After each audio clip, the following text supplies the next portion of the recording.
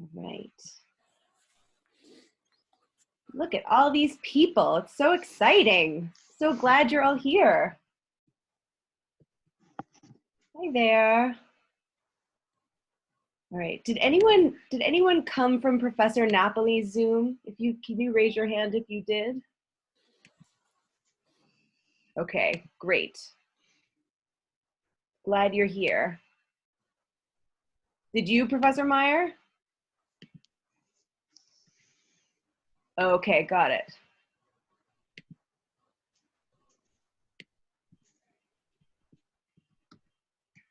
All right. Cool. So I think speakers, I think we're going to go in chronological order. Does that make sense to you all? The order that I laid out on the email? Sure. Okay, so Ebert, Troyansky, Warren, Hodeib, Meyer. Meyer, you transcend all time. So you can close us out. All right. Great. All right, let me just tell Professor Napoli that we're going to start soon.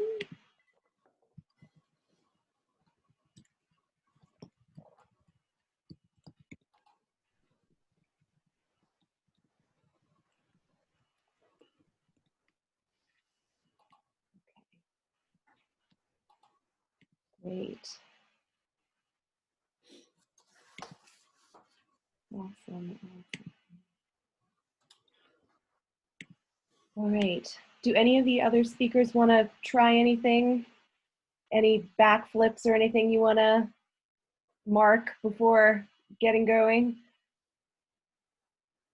No backflips. All right. Okay, good. All right, so why don't we get started, and I will admit people as they come in. Thank you all for coming to this panel. Before we get started with this panel, I just want to take advantage of your rapt attention to remind you that next week we're going to hear from the students who are going to teach us about things that they're learning this semester, things that they're writing their theses on. They're going to present to us. So that's same time next Friday, 12 o'clock. And some of the students who are presenting, I see here, Grace and Stephanie. And if you're a student who wants to present and haven't signed up with me yet, there is still room for you. Just send me an email and you can tell us 5 to 7 minutes about whatever it is that you want to tell us about that you've learned this semester in class or that you're writing in a paper or whatnot. But without further ado, let's get to the main event. So I'm going to have each speaker will talk for about 10-ish minutes. And then I think it makes sense for us to take questions at the end. Don't you think, everybody? Yeah, so we'll just go from one speaker to the other and then we'll have time for questions on the end. I'm recording the speakers part of this panel, but then I will shut the recording off for students' questions. So you can feel free to ask questions that feel ridiculous to you, but that are not ridiculous and that are totally fantastic, okay? All right, so let's start with Professor Ebert.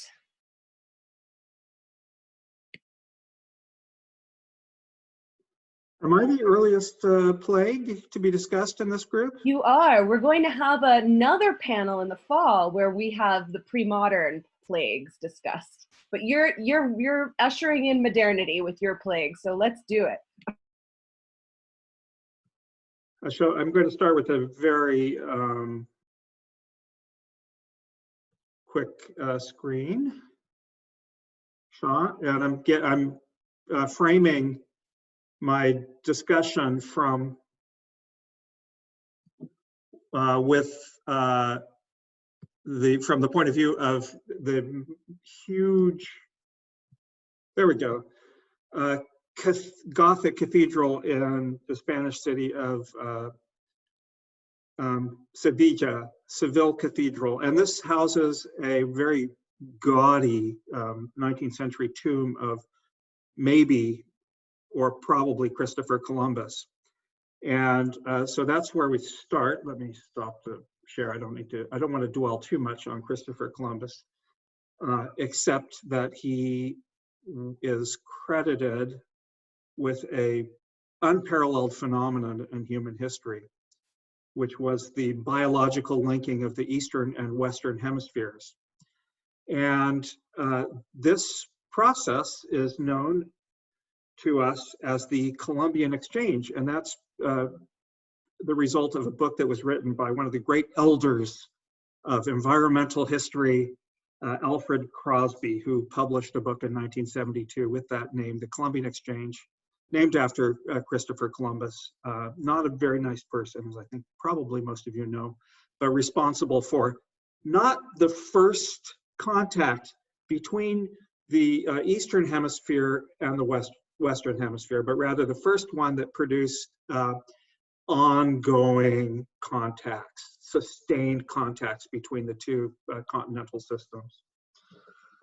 And this resulted in the exchange of many different things, including ideas, plants, populations, and also microbes. And some of these microbes were deadly and profoundly reshaped the history of North and South America and their associated islands. So that's the part we're going to look at here. And there are some elements which are not easily quantifiable. There's some elements which are controversial. So I'm going to give you kind of some statistics which are somewhere in the not too controversial. They're not definitive, but they're probably largely acceptable estimates. Now, the situation that is most important here is that the human populations diverged in these two areas after the arrival of humans via the Bering Strait during the last big ice age. And we don't know exactly now when people came over. They came over in several major migrations from East Asia, the northeast part of Asia. And it was probably in the range of 10 to 20,000 years ago, various migrations. But during that time, there were agricultural revolutions taking place on both sides of the planet, and the contact stopped. One of the big differences between the development into agricultural civilizations on the Eastern Hemisphere and the Western Hemisphere is that in the Eastern Hemisphere, which is to say Europe, Asia, Africa, they did it with a lot of animals. And what we now know is that having a lot of domestic animals and a lot of contact with domestic animals gives you a much richer disease environment. There just weren't so many in the Western Hemisphere. There are a few, dogs, llamas, that sort of thing, but not many. And consequently, the populations in the Eastern Hemisphere had a very rich history with diseases, epidemics, pandemics, and also endemic diseases. They lived with a whole bunch of diseases. And this was not the case in the Western Hemisphere. So indigenous inhabitants of the Western Hemisphere were, I saw the word immunologically naive used in the context of the current pandemic. They did not have resistance. And so after Columbus, this is what hit them in succession. And I'm going to go back now to my, share the screen.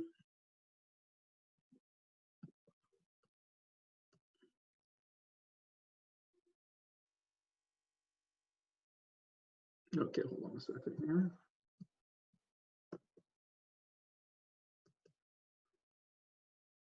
Okay, do you see this?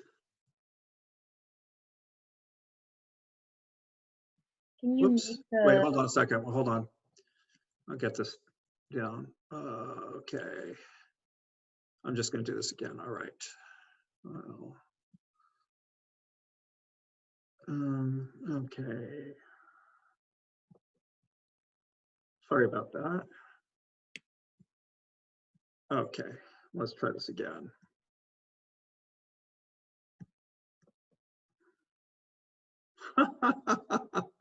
I am not doing very well here. Okay, just sorry about that. If Okay, you play the slideshow, then from current slide. There we go. All right, so let's try this. Are you seeing it now?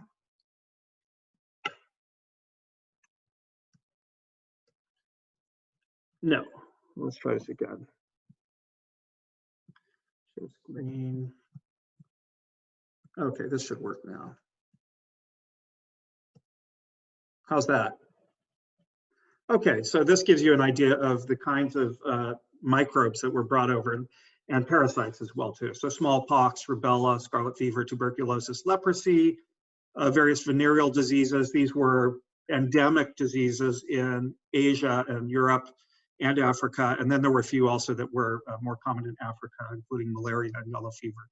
So this is the mother of all pandemics. It's waves of pandemics. It affects over about 150 years. It affects the indigenous populations of the Western Hemisphere.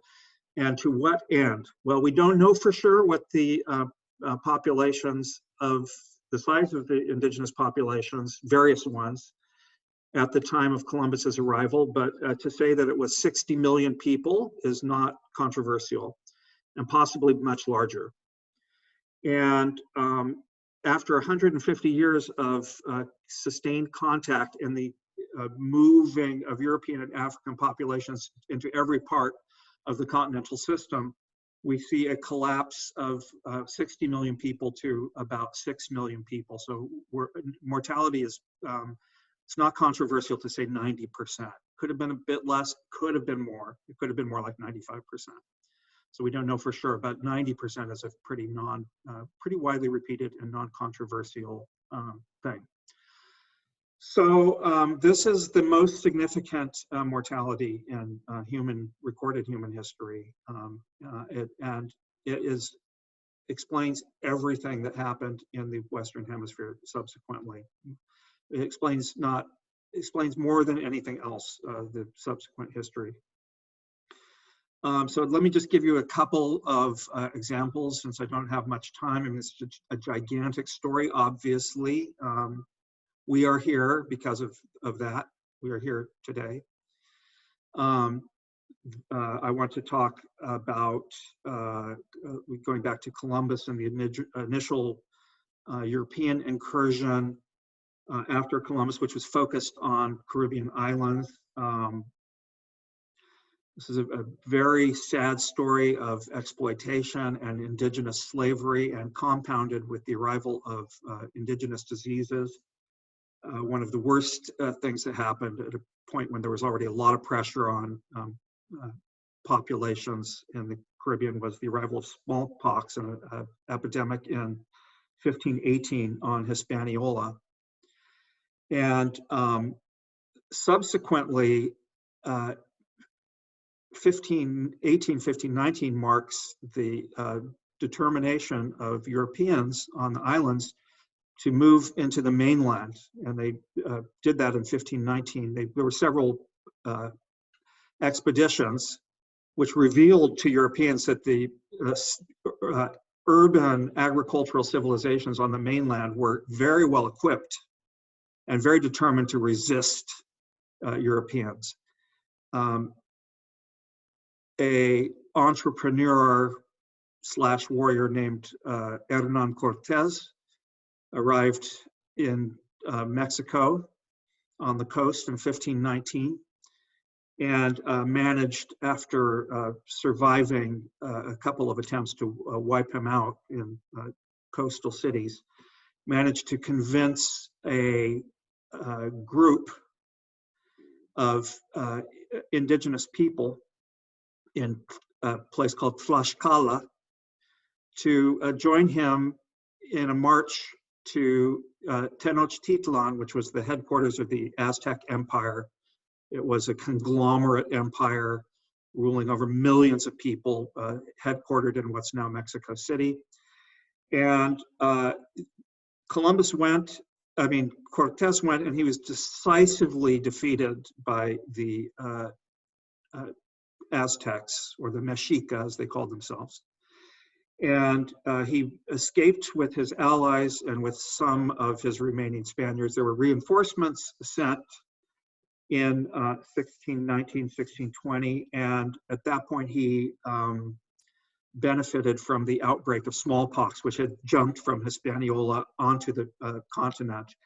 And then exactly 500 years ago, over 1621, he made another march onto Tenochtitlan, but the context had changed completely.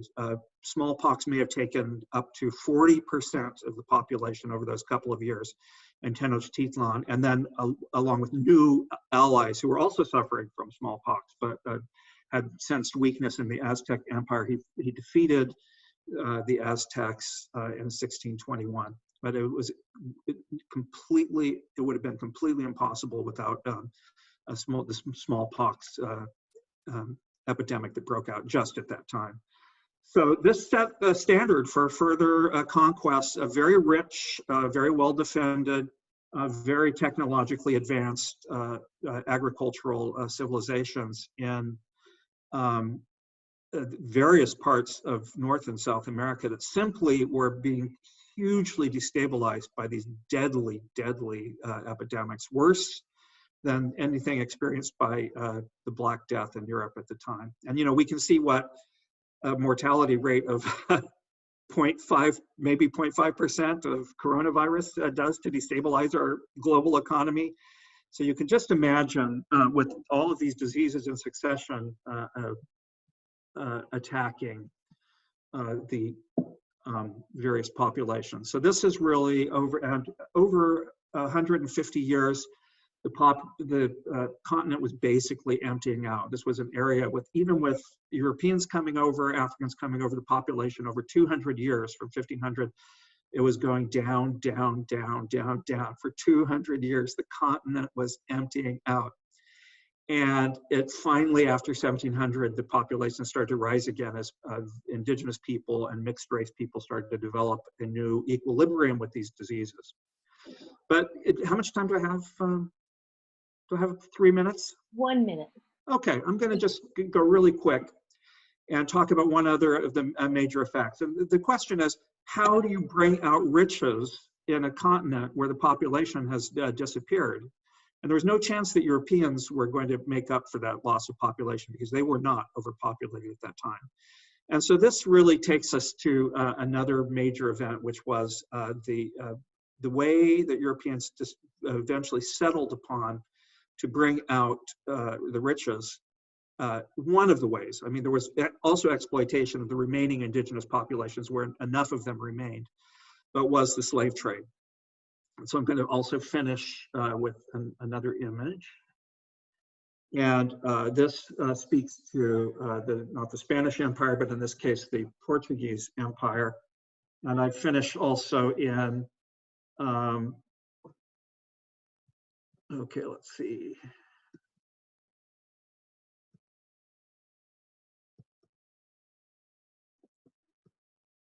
Can you see this? Okay, I finished in Seville Cathedral, just around the corner from Columbus's tomb, and some prime real estate, the tomb of a Portuguese man, Gonçalo Nunes de Sepúlveda, who was a Lisbon-based merchant who went to Angola in 1604 and stayed for about 20 years. And he presided over a period of massive transformation of the Portuguese settlement in Angola. This is West Africa and West Central Africa, sorry. And this was a period of tremendous plunder of Angola for the purpose of acquiring slaves. And it speaks to the challenge of the Portuguese in, again, bringing riches out of Brazil at this time. The coastal populations of Brazil, the indigenous populations, were essentially wiped out by over the course of 100 years by European diseases. And the Portuguese decided at that point that the only way to bring riches out of Brazil, which in this case was sugarcane, was to replace Indian labor with African labor. So Sepulveda was a person who was really instrumental in this period of plunder in Angola. And he actually, after making a fortune in Angola, and this is also the period where we see the first Angolan slave taken to North America as well in 1619 as well. So we can see this is really the period of the great acceleration of the African slave trade and a result of these waves of pandemics as well too. So he went to Seville, became a banker to the Spanish king, and set himself up in the afterlife in great style around the corner from where Angola is. So you can see, even from the perspective of Lisbon, or rather Seville Cathedral, the sort of results of the pandemic. So I wanted to say a little bit more, but I think these two examples tell you a little bit about the degree to which the greatest pandemic waves really remade the history of the Western Hemisphere. So I shall stop there and take questions later. All right, Professor Troyansky, you are up, moving us 200 years or so forward. Okay, glad to see so many of you here, even people I taught last semester. So anyway, hello everyone. So I'm going to say something about a plague epidemic in the southern French city of Marseille in 1720. And this is broadly known as the last major bubonic plague outbreak in Western Europe. And for people who know nothing about it, they sometimes know that it in some ways marks the end of a kind of late medieval and early modern demographic regime, and the start of, maybe a little bit early, but the start of a demographic transition that really gets going about 30 years later in some parts of Europe. And I have a particular attachment to this event. As many years ago, when I was working in the departmental archives in Marseille and studying marriage contracts, wills, and other notarized documents from later in the century, I called up some of the wills from 1720, and you normally had a pile of documents like this, and now it was like this. It was quite impressive, and I didn't undertake any serious study of that material, but I did have the feeling that I was somehow communing with those who lived through this extraordinary catastrophe. And it was a catastrophe, killing about 50,000 people in the city of Marseille, and that was half the population, killing another 50,000 in the surrounding area. But it's not as if there were no precedents for this in Marseille, and we don't have to go back to the Black Death of the 14th century. There'd been a plague epidemic there 70 years earlier, and at various times before that. So Marseille was a major port city that, along with so many other port cities, actually paid attention to the danger of plague. Ships would be inspected and quarantined. Sailors and cargo would be issued certificates of health. There were officers who did this, and the certificates actually were printed up, and then you filled in the names and so on. But something went wrong. A ship called the Grand Saint Antoine, the Great Saint Anthony, had spent the previous months in the Levant, in the Eastern Mediterranean, and came back to Marseille after trading in Sidon, Cyprus, Tripoli, and other places. And it arrives in the Marseille area in late May. It was known that some individuals had died on board, but the medical inspector declared that the cause of death was other than plague. Still, there was some quarantining, but eventually the men and the goods would disembark, and the plague spread in late June, July, August, etc. And you go from 100 to 200 to 300 to 400, perhaps to 500 deaths per day. Now, I think we should understand that Marseille was a major player in an era of globalization. It was important to merchants, elites, and ordinary consumers that the textiles and other goods of the Middle East, Italy, and elsewhere get to market. That meant the market of Marseille itself, but also the major markets like Beaucaire up and down the Rhone River Valley. Plus, there were connections up and down the Atlantic coast and even across the Atlantic to the Americas. So there were lots of people who had an interest in that trade continuing.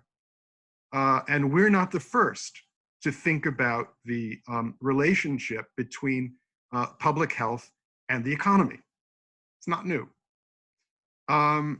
Anyway, the past experience of plague meant that towns had their own strategies for dealing with the emergency, but every town had its own policy. It took a while for a larger authority, the Parlement of Provence, to act to blockade the city of Marseille. And it took until September for the royal government to issue an order that overruled more local policies. So there was actually a debate, again, familiar to us, over local and national jurisdiction. But as we see today, the disease was ahead of these official responses. Wealthier people with rural properties were able to leave town before their paths were blocked, and lots of people, of course, had nowhere to go. And we have descriptions of deserted public spaces, but also of roads lined with corpses tossed out of buildings. So it was really quite horrific. And there were horrors in other towns later that year, and there was a smaller occurrence in 1722. So by 1723, it's essentially over, and cities and countries that had refused entry to anyone coming from Marseille or Provence, or when we think internationally, even from France, they recognized that trade could resume. Now, one of the things that happened in Marseille was that a couple of leaders, both religious and secular public, emerged as heroes. Bishop Belzance, who had not had a great reputation previously and seemed really to enjoy burning publications by Jansenists and didn't have a great following locally.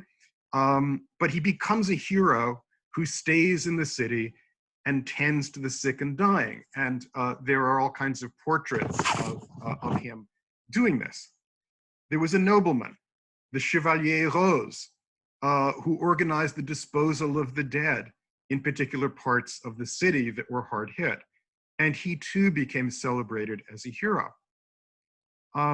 Belzance and the victims of the plague were immortalized in paintings by a notable painter at the time who's long forgotten anywhere except southern France, Michel Serres, a Baroque painter whose work is found in lots of churches in southern France. And I think I'm going to be able to show something if I can do this share screen thing. And then, wait a minute. No. I've got texts up here. Wait a minute. Oh, wait a minute.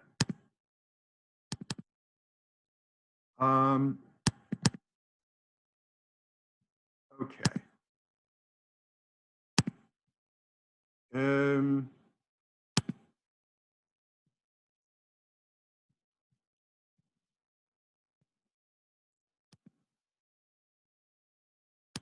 So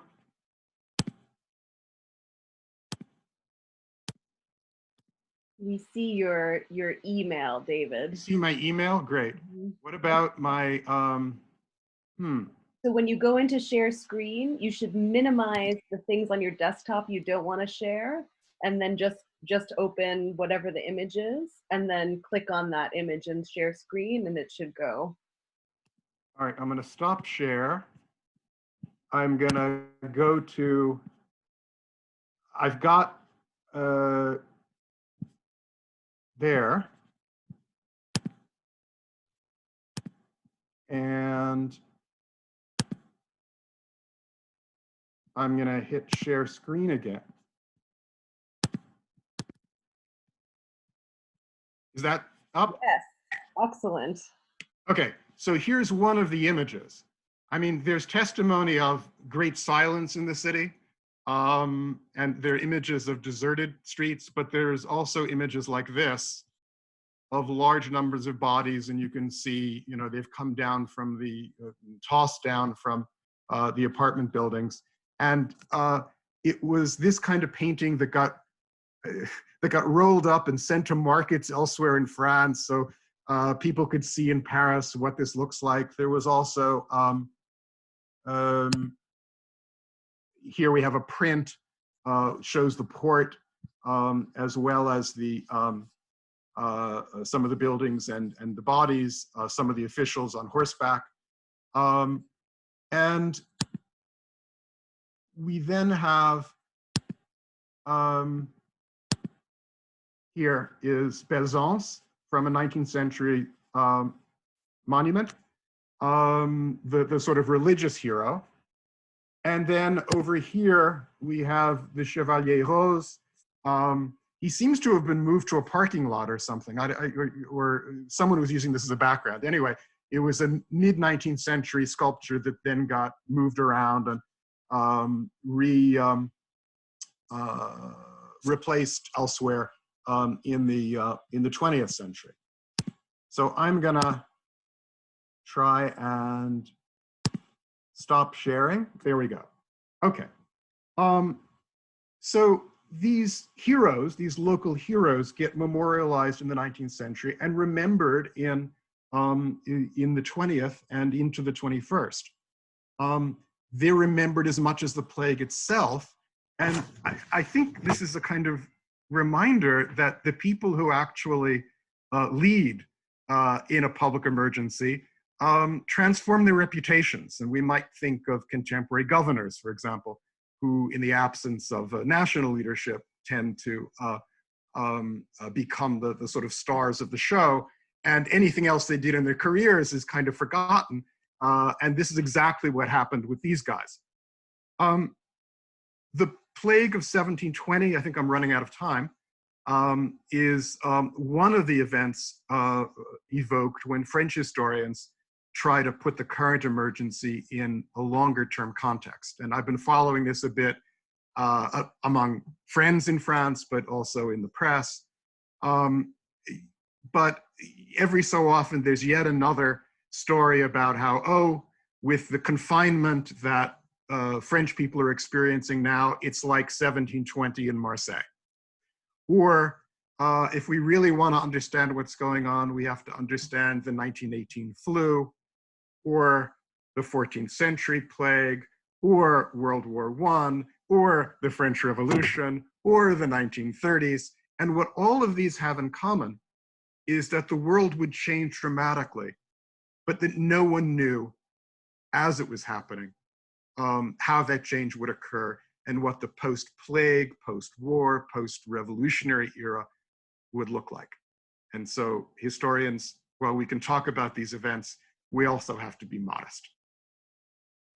Thanks. Thank you, David. All right, we're going to move on to Professor Warren now. Another 200 years. All right.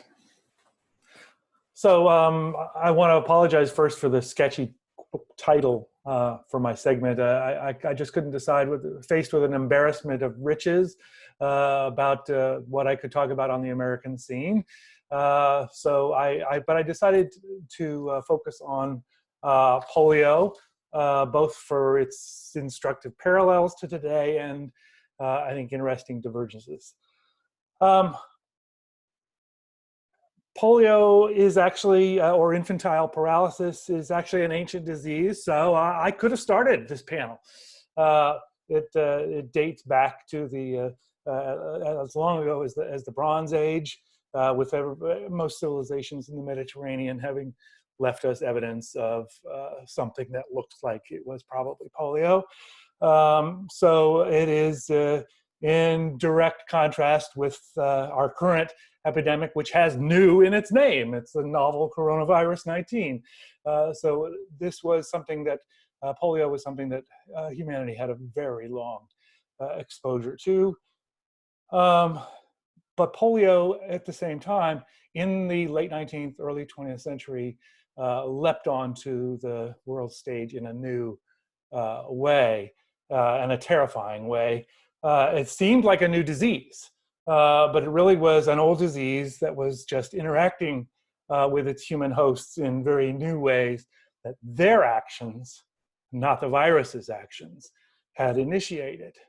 So a little background on what poliomyelitis is.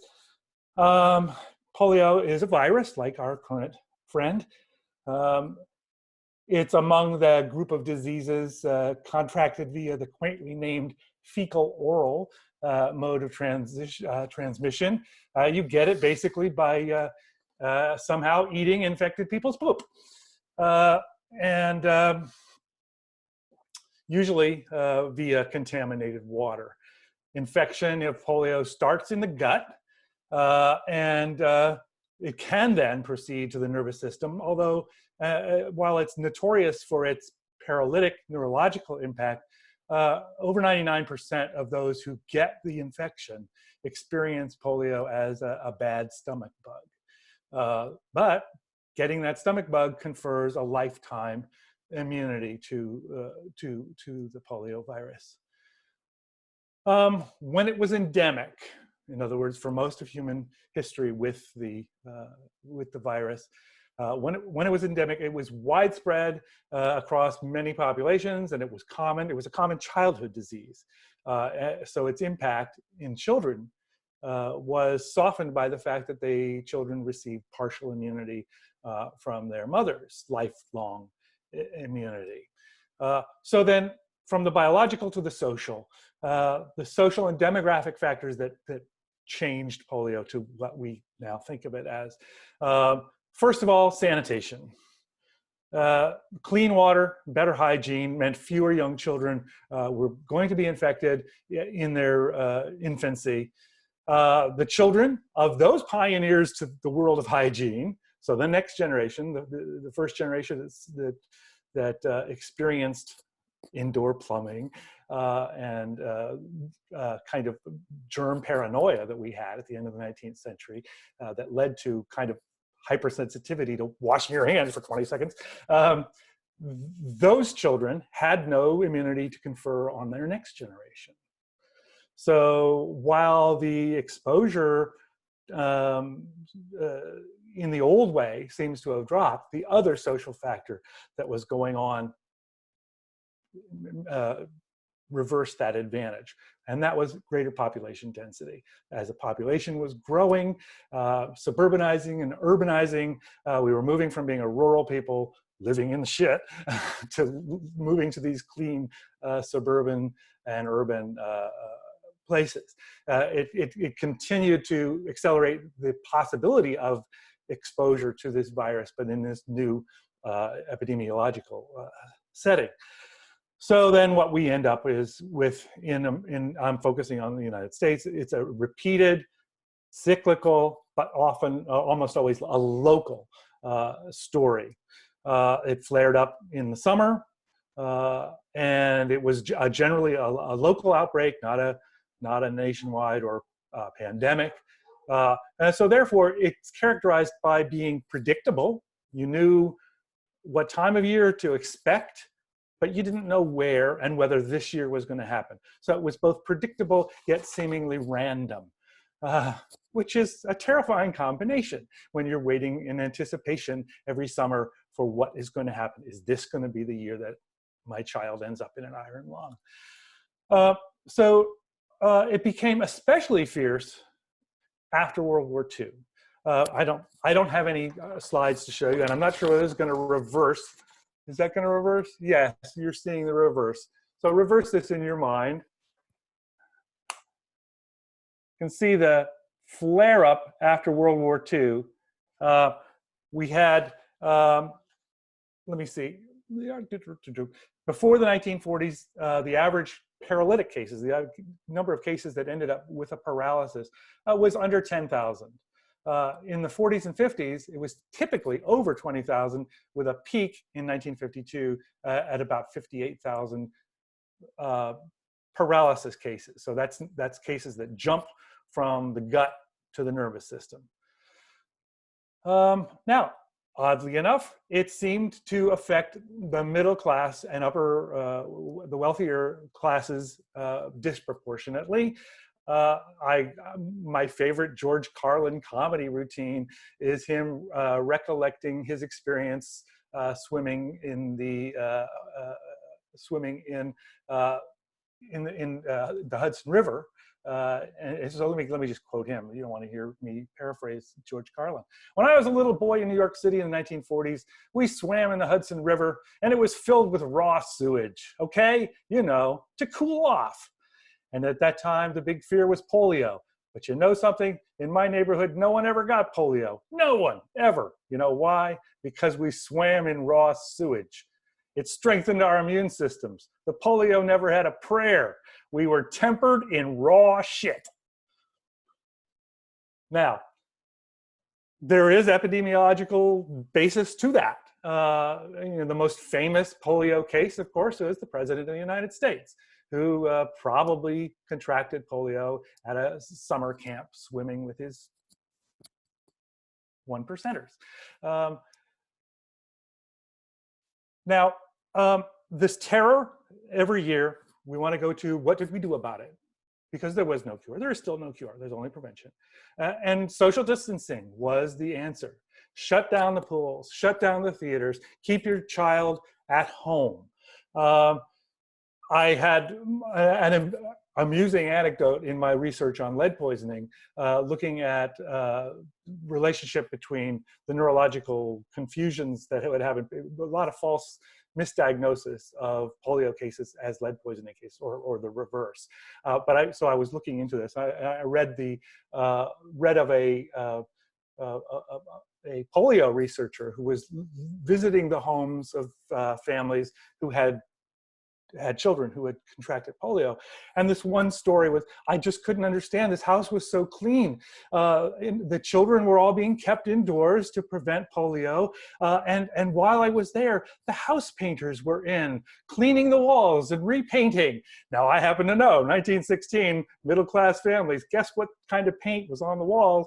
And so you had to wonder whether the child's paralysis was actually polio or might have been lead encephalopathy. So who knows?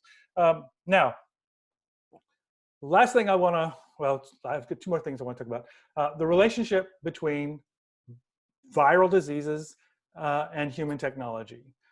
So polio, as I pointed out, changed when hygiene changed. The pandemic risks today are being amplified, of course, by transportation systems and our global economic interconnectedness. We cannot know how this particular virus would have played itself out if we weren't in such a globally connected world. I mean, just look at the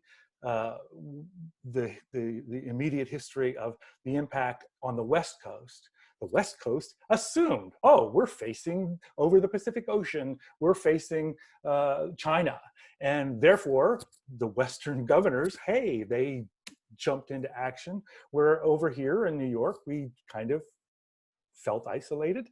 And in fact, what was happening was it was coming in from the other direction all along. So the interconnectedness is something that is understudied and has an enormous impact. Yeah, I'm not going to talk about subways. That's contamination from a different century, almost the story there. But the other thing is, I want to finish with is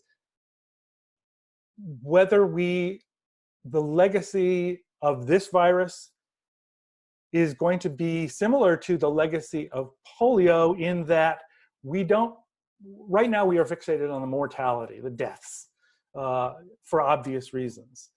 But there is this giant shadow out there that doctors are reporting on, which is the morbidity, the lasting sequela, the after effects of COVID-19.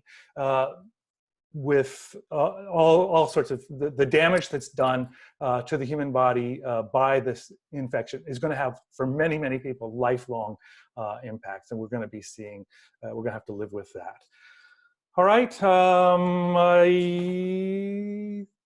think that's all I wanted to talk about. And I'm ready for other questions. Thank you, Professor Warren. All right, Professor Hodeib, you're up. 20th century, different part of the world. Hello, can you hear me? Well, thank you, professors. I'm humbled to be part of this pandemic, well, to be part of this panel, which happens to be on pandemics. The interesting stuff that historians do, constantly talking about death and encountering it. But yeah, it's great. And what I'm talking about is, well, my working title is something like Lebanon between two crises, famines, basically. It's a very rough draft of a relatively young idea that I'm trying to develop into some kind of a paper. I don't know how modest I am with my bold claims, but I'm just gonna go for it and then see how it happens. So there are, so since the start of this, since kind of the beginning of how this, COVID emerged and all the noise it's made, I've been trying to pinpoint ways of locating it historically and observing what significance it might have. An interesting global impact is, and much is being written and propagated about how this exposed kind of the bare bones of unequal governance in modern states. And that's kind of what I work on personally, especially in that profound confusion between saving the economy and, actually saving lives. So like big, kind of the backbones of modern governmentality, if we could call it so, right to life. My topic is not purely a pandemic, but a multitude of issues, including disease, including syphilis, cholera, but also famine during the World War. And it kind of exposes how crisis could be productive and shape the politics of the present and to what implications. The other thing is to look at non-military impacts of World War I, among which is the globalizing of the nation-state order as a form of governance.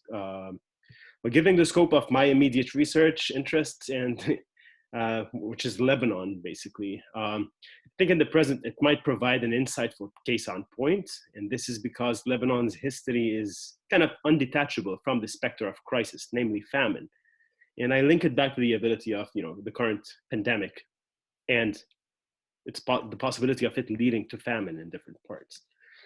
So before becoming a nation state, the lands of what today comprises Lebanon belonged to different vilayet districts of the Ottoman Empire. That mountainous terrain in Western Syria, known as Mount Lebanon, enjoyed special status since 1860 under Ottoman governance and European protection. As contemporary scholarship has shown, the emergence of this entity is inherently bound and produced by the modernizing process within the Ottoman Empire during the 19th century, where discourse over protecting minorities and Maronite Christians in this specific case was becoming a marker of advancement and development in an age of rapid transformation and revolutionary shifts in governance. It wasn't up until the 1920s that Lebanon we know today emerged, like many other modern polities, over the ruins of what used to be the Ottoman Empire.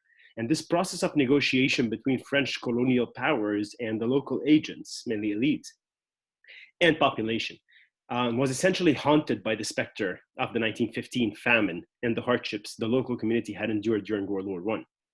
And what I'm talking about here is during the war, politics of food distribution, especially, and a series of natural disasters produced this devastating famine during which some 500,000 civilians lost their lives. On the one hand, this was produced by, a conjunction of incidents, including, the naval siege by the Entente powers, especially France and Britain, but also the politics of food, food politics within the Ottoman Empire, trying to reserve all the food for feeding the army. So it was, the war effort, basically. On another level, there was the Locust Invasion. So there was a dry season in the Syrian hinterland. And then the Locust Invasion completely, completely erased what had remained from grain and food.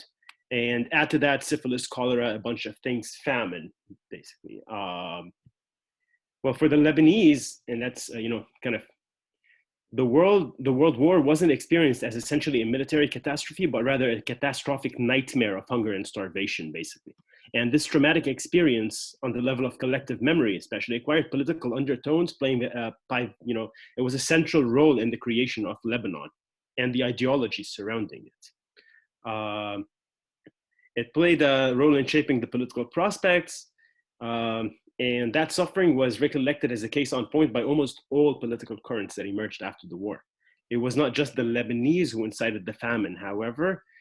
French officials also did the same, capitalizing on the event to elaborate mandatory politics in post-Ottoman Syria, along with the rhetoric and obsession of protecting minorities and the right for self-determination, which were two very popular undertones, forming the backdrop of 20th century rhetoric, the World War rhetoric, and late 19th century.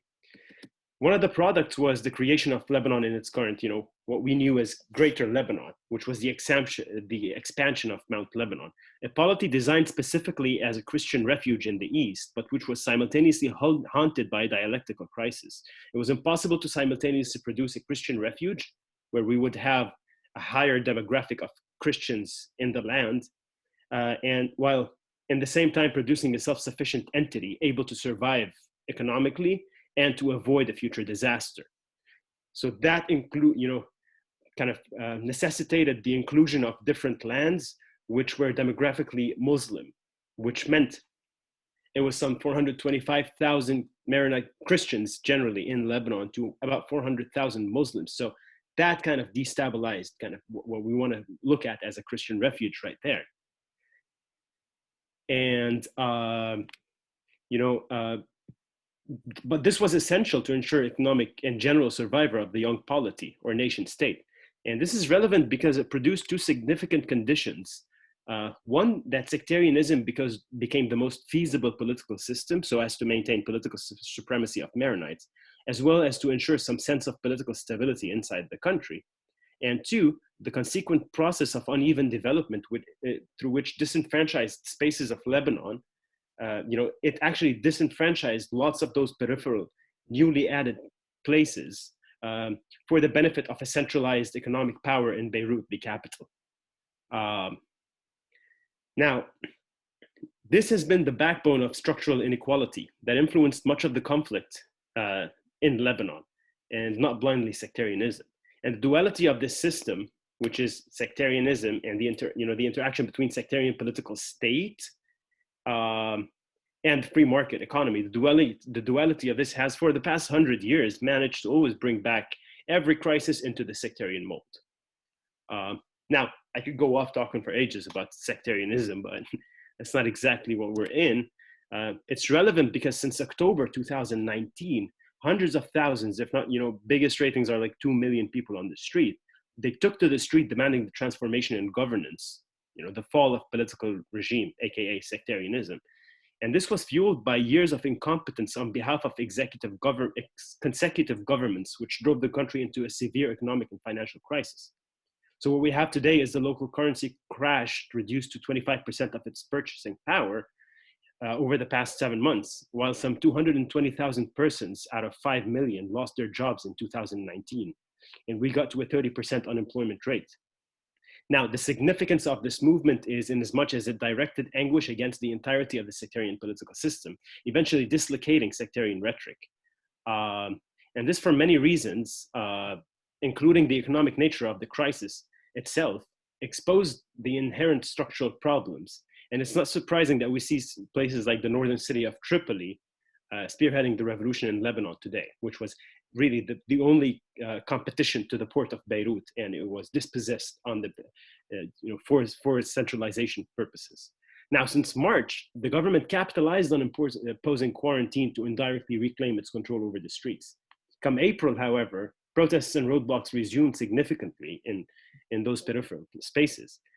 Now, as much as I would love to attribute this to an indestructible wave of revolution, it is not really the case, unfortunately. The reality is The pandemic only aggravated an already explosive condition, reducing access to essential and basic needs and to whatever livelihoods were still remaining, reducing it to null. So the odds are 717 cases of COVID with 24 deaths versus the possibility that over 50% of the population is threatened to fall below poverty line by the end of this year. So at this point, the people are faced by two options: death by corona or famine. To expose their children to the virus or watch their children starve. Now, why is this relevant to me and why I think it's connected? World War I was inevitably a decisive moment in world history, producing and setting in motion this kind of modern state system and government logic, right?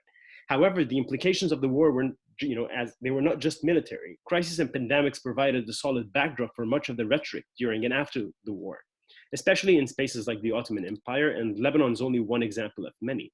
Lebanon is also relevant because that specific crisis was foundational to its birth as a system or an idea, founded on the trauma of the famine and the anxious efforts to avoid it. Now, I wanted to share this, but I really cannot find a digital version of this painting. It is called The Ghost of Famine in Lebanon, and this is a 1915 painting. The reason I'm interested in this is I was revisiting the book of history that we learn in schools in Lebanon, in the educational system. And there's a big chunk about the famine representing it in so many different ways. And it is always that crisis of famine. This is the ever-existing specter that haunts Lebanon and that kind of demands the existence of Lebanon and coexistence inside Lebanon. But it's the same system that's threatened to collapse or at least change dramatically for the same reason in the present.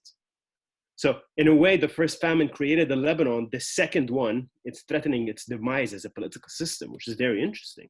Now, this issue is not limited to Lebanon. We see it in the United States right now. In the Bible Belt, we have people going back and rightfully demanding to go back to their normal lives. I mean, I'm not passing value judgment here, but in a space like Lebanon, it is not a demand to return to normal, quote unquote, but it is people demanding jobs in the first place, protesting dire economic conditions, unemployment, demanding access to their deposits frozen illegally by capital control and private banks, protesting government inability, and above all, demanding a change in the regime. But most importantly, what is contended is that this sectarian political regime has failed to protect its citizens. So it takes us back to the idea of what modern governance has managed to do. And it kind of totally disarms sectarian rhetoric to actually look at the internal dynamics. Now, outside the specificities of Lebanon, COVID-19 pandemic in its global reach, has imposed those serious conversations everywhere. Perhaps it will be productive to observe not just its global reach, but also how it manifested in those different spaces. And to ask, will there develop actual movements that contend with how the world is being run, and will they manifest in more than rhetoric? I sure hope so. Will this critique of current government remain limited to the possibilities of the present, or would it be possible to transcend life, quote unquote, as we know it, which is already, happening? Life as we know it is nowhere close to us right now. That's already happening, but would it be possible to transcend the life as we know it and begin imagining new possible ways of moving into the future? The destructive characters, notwithstanding of all the pandemics, it's important to note that there is a productive force. A pandemic could be a productive force in driving history. And as we've seen, it's changed so many things. The question remains, where do we go now? And some rough thoughts on this. I'm glad to have shared. Thank you. Thank you, Professor Hodeib. All right, last but not least, Professor Meyer. So remind me again, we have 15 minutes to speak? Between 10 and 15. Between 10 and 15, okay. All right, I have this whole PowerPoint set up, and I've been having technical difficulties. Can you see my screen now? I can't see my screen now. Now I can see my screen. You can see it? All right, let me see. Can I get into can I show it as a, can you still see it? Okay, so my talk today is a little bit of an outlier. I'm really dealing with very recent events. My title is China and COVID-19, Sorting Myth from Reality.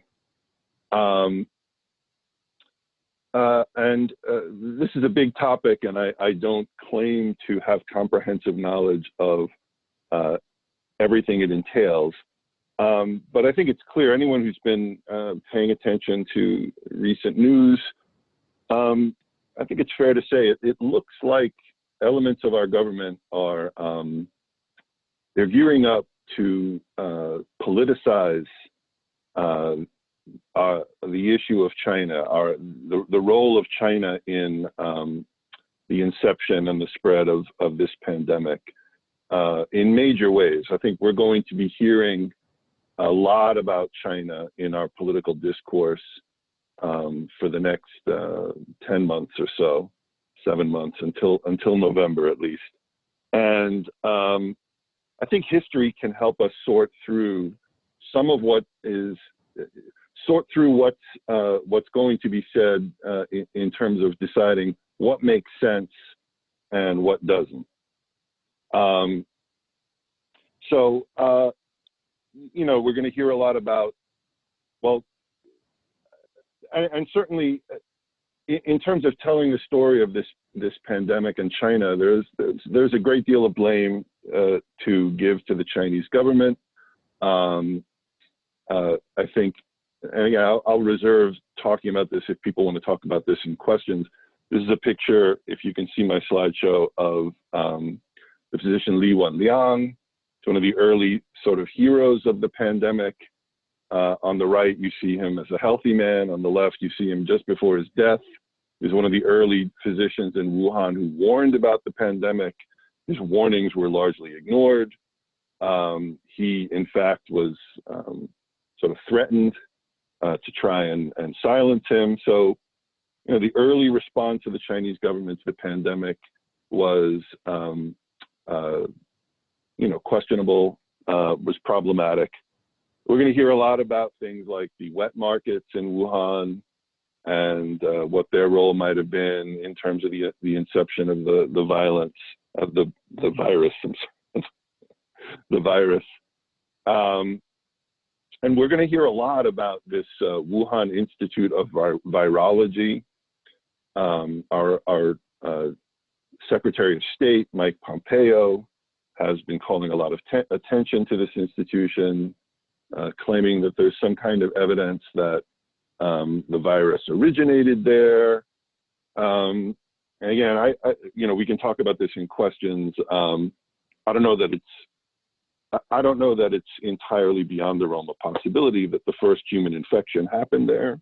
It's possible, but there are a lot of really wild conspiracy theories going around. I've read just an enormous array of different kinds of ideas about what's happening. There's a lot of talk that COVID-19 was some kind of biological weapons program. I've read that it was engineered specifically to attack people who have high blood pressure, particularly with the idea of going after the Italian workforce. You know, I've heard all sorts of just strange things. And I think a lot of, just with a little bit of very elemental understanding of China's recent history, a lot of these conspiracy theories can be pretty quickly eliminated. And, you know, I beg all of your forgiveness if this is all history that you're very familiar with, and that seems obvious. My apologies, but you know, there are a number of contexts that I think are important to understanding what's going on in China with regard to COVID-19. What markets might be one. This Wuhan Institute of Virology might be one, but I would argue that the most important context is the career of this man, Deng Xiaoping. He became China's maximum leader sometime around 1979, 1980. This was a big shift in Chinese politics. You know, he had been a very influential leader in the early years of the Chinese Communist Party movement. But when he became the effective head of China's government around 1979, 1980, he was coming out of a period in which he had been very violently victimized. He was sort of public enemy number 2 after his immediate boss, Liu Shaoqi. During the Cultural Revolution, he'd been imprisoned, he'd been tortured, his son had been thrown out of a window and paralyzed. And it was really only in the wake of the death of Chairman Mao that he began to regain influence, and he rose to become the maximum leader of the Chinese Communist Party and the Chinese government. And he inaugurated a very profound revolution, which, you know, the reverberations of which we're still feeling today. He decided to liberalize Chinese economic policy and Chinese social policy in very significant ways that have, you know, radically transformed all aspects of Chinese politics, social life, the economy. You know, one of the immediate impacts of Deng Xiaoping's rise was a sort of an expectation that China was going to politically liberalize. And this is a photograph from 1979 of a place in Beijing that came to be known as Democracy Wall. And the posters being put up on Democracy Wall, Deng Xiaoping, all of the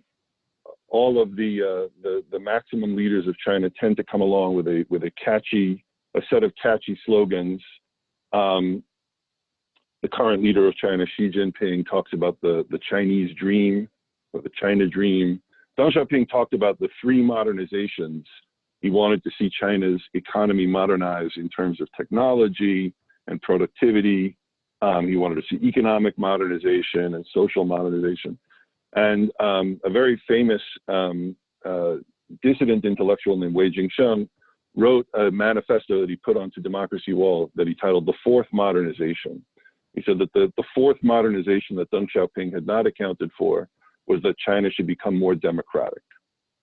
And this is sort of a latent expectation that has bubbled below the surface of Chinese politics for many decades. There was a kind of radical anticipation in 1979. Those tensions grew over the next decade until in 1989, they sort of burst forth in part under the influence of programs that were going on, perestroika and glasnost, that had been initiated by Mikhail Gorbachev in the neighboring Soviet Union. This Tiananmen Square democracy movement that spread through all of China in 1989. This is a picture of the goddess of democracy, which was an obvious allusion to the Statue of Liberty from the United States. This kind of tent city that grew up on Tiananmen Square. And it was a very electric moment in Chinese politics, but it came to a violent end. This is a very famous image from June 4th, 1989, in which the Tiananmen pro-democracy protests were ended by the deployment of Chinese military forces to the heart of Beijing and into many other Chinese cities. This is a famous image of one of the student dissidents standing briefly to block a column of tanks that was approaching down Chang'an Boulevard. But it's in part because the stymieing of these political expectations was so thorough and so traumatic and so violent that other elements of Deng Xiaoping's program have been pursued with real fervid enthusiasm by the Chinese leadership. The 4th modernization has yet to materialize. The other 3 modernizations have been a core commitment of Chinese leadership. And this graph sort of shows you, this charts the growth in gross domestic product of the Chinese economy, beginning right in the year when Deng Xiaoping first took power, 1980, up through these current projections are probably going to have to be revised downward as a result of the pandemic. But this has been sort of the deliberate plan of the Chinese Communist Party to keep economic growth moving at this robust level. And the context here, of course, is that the kinds of tensions that broke out in the 1980s with the Tiananmen Square demonstration still exist. Those expectations haven't gone away, and they're kept in check by two things. One is obviously the threat of force. The other is the graph that we're looking at here. I'm certainly not the only person to say it. The Chinese leadership is in effect buying off the population of China, paying ransom against its continued persistence in power. And that manifests itself in many ways. Here's this is an example. I first lived in China in 1987. And when I first moved to China, there was one American franchise restaurant in all of the People's Republic of China. It was a Kentucky Fried Chicken that was right across from the mausoleum housing Mao Zedong's preserved corpse. But now, right, there are, McDonald's is just a drop in the bucket. There are American franchise restaurants on virtually every street of every major Chinese city. And if you think about the kind of change that entails, changes to the basic social contract of the entire Chinese economy and political world. Here's another example. This is a very common form of propaganda art. The Ministry of Culture produces these posters at an enormous clip. Thousands of them are being published every year. This one's the caption at the bottom: 团结起来，争取更大的胜利. Everyone come together and we will win a greater victory. It's very vague. I don't know exactly what the greater victory is. This shows, the emphasis here being on collectivity, on, group action, an alliance of soldiers. The man on the right is a soldier. The man in the center is a worker. The woman on the left is a farmer. Farmers, workers, and soldiers. The peasant woman is holding a copy of selected works of Mao Zedong. This was sort of the basic message of the Chinese Communist Party prior to 1980. Since 1980, the message has changed. This is a poster coming out of the same propaganda ministry that produced the prior poster. So, this is not about struggle. This is about privacy. This is about leisure. This is about consumption, romance. Here's another poster from the same propaganda ministry. This is just a basic, a New Year's greeting. And the three gods at the center are the god of long life, the god of wealth, and the god who brings male children. What I love about this poster is that you've got these piles of money in the cauldron in the center. One of them is renminbi, the current version of the Chinese currency that has portraits of Mao, Liu Shaoqi, Zhu and Zhou Enlai on it. And then right below that are a stack of US dollars with Benjamin Franklin on them. Here's another example. This is a photograph of Chinese elites, right? This is a young student, college student, who was just about to be sent to the countryside in about 1972, 1973, living in Shanghai. And this is what an affluent family living in Shanghai would look like. And you notice that, the affluent really don't look that different than the peasants, workers, and soldiers that are on display in the vivid propaganda poster. This is Shanghai today. And, when I first moved to China in 1987, this is how about half the people walking the streets of Beijing, which was at the time the wealthiest city in China. This is about how they dressed. Everyone wore a Mao suit, or I would say about 50% of the people walking the streets wore a Mao suit. But this is a much more typical scene in any Chinese city today.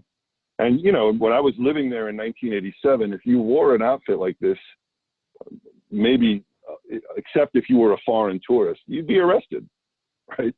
This was a politically, completely anathema as late as 1987. But today, and this is what everybody looks like in Shanghai and Beijing and the streets of most major foreign cities, most major Chinese cities.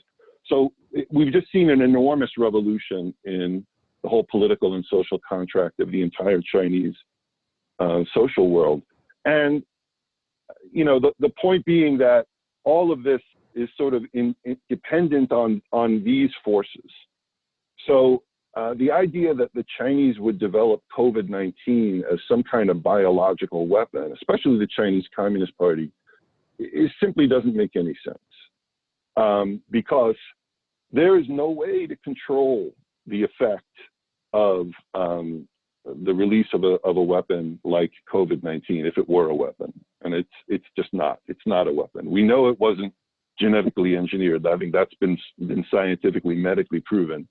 And the kinds of economic forces that Professor Hodeib was talking about, they were the inevitable result of a pandemic like this. People have been warning about this for decades, that the economic impact of a pandemic like this would play out in the ways that we're experiencing. And the existential survival of the Chinese Communist Party depends on economic growth. They would never, never, never have done this to themselves. It just doesn't make any sense. So I don't know how much time I have. I hope I haven't run out of time. Professor Mancini, do I have any time left? Three minutes. 3 minutes? Oh, that's all right. I don't think I even need that much more. So for me, look, we can talk about other contexts and other historical contexts, but the context that we have to keep in mind most prevalently when thinking about China and its role in the current pandemic is this. This is a slide I always show to my History 3005. It's kind of blurry, but you see the caption says, there are more people living inside this circle than outside of it. More than half of humanity lives in that part of Asia. That is why the virological environment, this sort of goes back to forces that Professor Ebert were talking about. It was always the case that the next pandemic was coming and that it was probably going to come from Asia. And that's because more than half of humanity lives in Asia, and more than half of the animals that people use for food live in Asia. And this context, I think, is most important in terms of thinking about what to do moving forward, because, this is the next pandemic. It's not going to be the last one. And dealing with the next pandemic and trying to prevent it doing the kind of damage that it's doing now is going to require the creation of new international institutions. It's going to require the creation of new international protocols. It's going to require global cooperation on a scale like we've never seen before. So, politicizing China's role in the current pandemic is day trading, which we all know a lot of our leaders are very expert in these days. It's really, you couldn't think of a better example of cutting off one's nose to spite one's face. We are going to need, I think people are used to talking about China as if they're talking about one of the 182 members of the United Nations. But when you're talking about China, you're talking about 1/5 of humanity. And the idea that we're going to confront this problem and effectively engage it without incorporating and cooperating with 1/5 of humanity is just ridiculous. So I think that as citizens, we should resist some of the most lurid attempts to politicize this issue. That's all I've got to say. Thank you very much. All right. That was fantastic, Professor Meyer. And those 5 presentations just built so beautifully on one another. It was really fabulous. Like, went back to Professor Ebert. It was so great, so great. All right, questions. There are some questions in the chat, but if you have questions, raise your little electronic hand so that I can see you. And the way you do that is you click on participants, and then you have the option to raise your hand in the participants bar that comes up on the right hand of your screen. So I will call on you and the speakers will answer you. Andrew, would you like to ask a question from your? I want to ask a question to all, to several of the professors. Professor Warren, on polio, is it likely that FDR, who was diagnosed with the 1918 flu illness, did that infection make him more vulnerable to polio? And to Professor Meyer. I just want to. Now you're on mute, Lauren. I know. I just want to remind you all that next Friday at 12, we're going to hear from the students. And so I hope you all can come and be a part of our Brooklyn College History Department community for one last time this semester. And stay tuned for some exciting events in the pipeline for the fall. More on the pandemic if that's need be, but also on other things. So if you want to present and you're a student, email me, there's still room. If you have ideas for kinds of events you want to see in the future, email me and we can make them happen in the fall. And thank you all for coming. Okay.